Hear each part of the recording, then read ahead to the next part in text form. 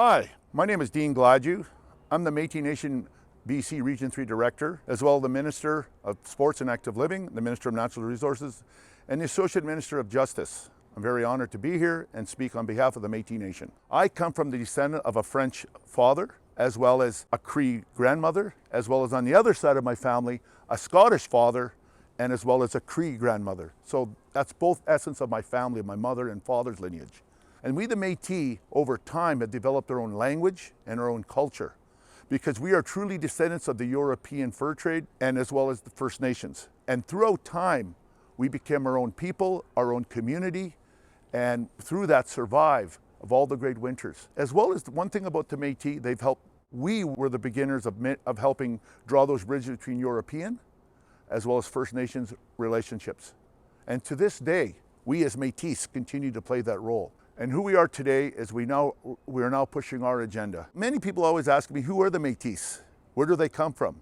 Where were they born? Where do they exist from? In a little short bit that I have, I can give you a really quick course of crash in history here.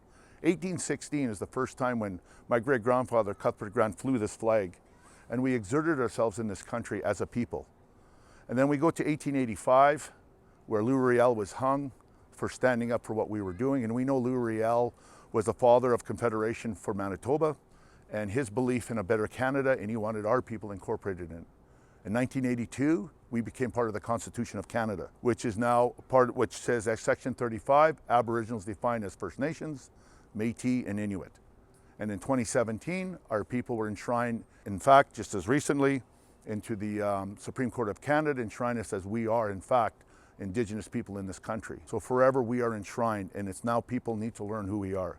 So we've been considered ourselves the forgotten people of this country. In British Columbia, we have a president, we have ministers, as well. We're structured very similar to what we call the colonial government, because we feel that that's the best way to understand, but as well, we utilize our elders, we utilize our Indigenous ways of governance, and we are now we got 24,000 registered Métis in British Columbia, and in British Columbia alone, there's 98,000 self-identified Métis. So when you look at who we are in the history, we've always been here, and we will continue to be here, and we're not going away. And there's a lot of things like my grandfather always told me, and my great-grandfather, he says, we are the true Canadians, he would say, because we came out of the fur trade of when Canada was being built. And out of that fur trade, we created a language, and we created our own culture. And that's why we can call ourselves Métis.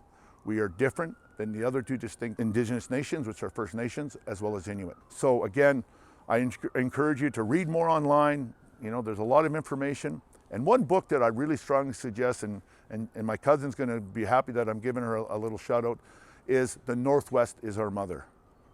That's an important book to read because that'll really help understand our history and understand who we are.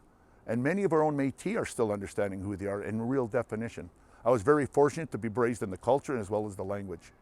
And then we still are the people that we will never give up, but as well, and we're very proud to say that we need more partners such as the health system, helping our people to become a healthier people for a better tomorrow. Miigwech, thank you. All my relations. Tanche Kiawao, Becca Nitsigasin, Manitoba, Oche. My name is Becca Brittain, and I'm originally from Treaty 1 and 2 territory in Manitoba, and I now reside as a grateful guest on Tanaka territory in Kaa-wiichihitoyaahk, colonially known as Fernie, BC. I have the privilege of serving Métis Nation BC's Ministry of Health as the health systems advocate for the interior region.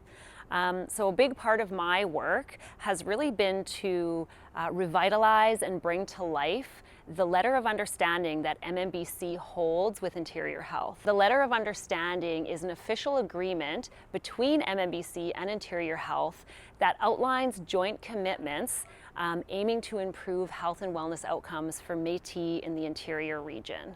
So one of the ways we are bringing the LOU to life is through the creation of the Métis Health and Wellness Plan. So this document acts as a sister document to the Letter of Understanding, and it really is an accountability document and an actioning document. So through community consultation, we have outlined how are we going to action the commitments that are outlined in the LOU so that this document doesn't end up sitting on the shelf, so that we are actively working towards better health and wellness outcomes for Métis people in the region.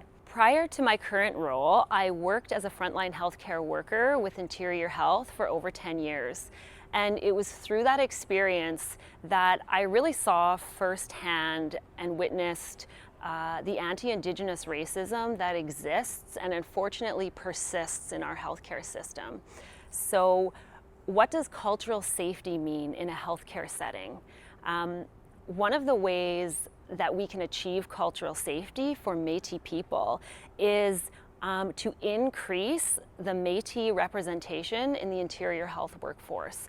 So that's a really big area of focus for us. We want healthcare delivery to be for Métis by Métis, and healthcare that is delivered in a Métis way, a holistic way, and a way that really captures and honors the spirit of kaa-wiichihitoyaahk, or we take care of each other. Merci to everyone who is walking alongside us in this journey. Merci na miyoten.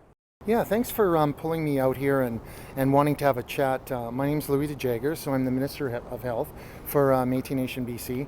I'm also the Minister of Economic Development and Minister of Tourism as well. So I've got a lot of hats, so it enables me to get around, but I can talk about, a lot of different things, the economy and healthcare, but healthcare really is one, and I want to just touch a little bit on that economic piece, because we're not quite funded as well as we should be, or we're project funded, which makes it difficult to actually get care in the hands of Métis people, or say our in-home care for some of our seniors. I know my dad had diabetes, so even like cutting his nails or toenails, it was a mess, because he didn't have a lot of feeling in his feet. So just having a simple service like that really makes a difference in somebody's dignity and somebody's life as well.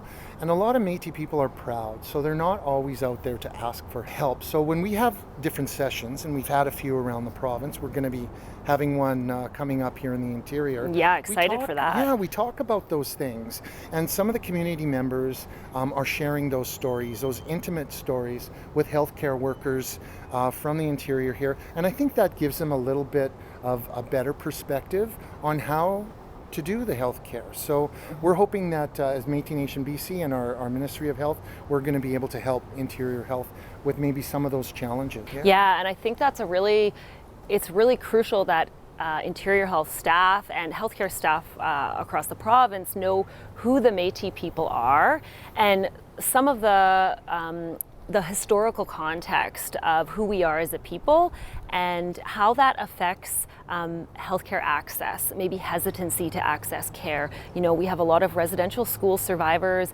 Indian day school survivors, Indian hospital survivors within our communities, and just having that understanding as a healthcare worker and working towards creating a more culturally safe space, I think is so important to delivery. Yeah, you spoke a little bit about that culturally safe space, and what does that look like through a Métis lens? That's interesting, because a lot of the stories that are told when we do the breakout groups, some are really heart-wrenching, others are hopeful. Yep. So it gives that space that we can maybe sit down and do some crafting and just start getting that cultural piece as part of the conversation.